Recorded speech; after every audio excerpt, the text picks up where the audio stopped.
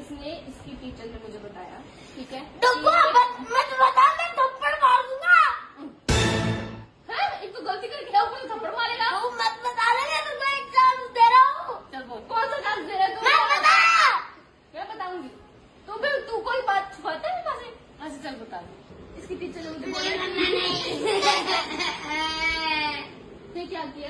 तुमको नहीं देख, मैं तेरा भाई हूँ, तू मेरी बहन है, मैं तेरे आगे मिलता हूँ, मैं तेरी रखवाली करता हूँ, मैं तेरी हर बात छुपाता हूँ, तू मेरी बात बताती रहती है, एक नंबर की गंदी है तू।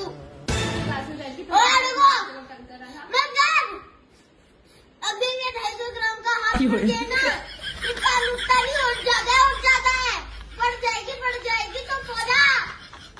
इसने अपनी टीचर को कल किया।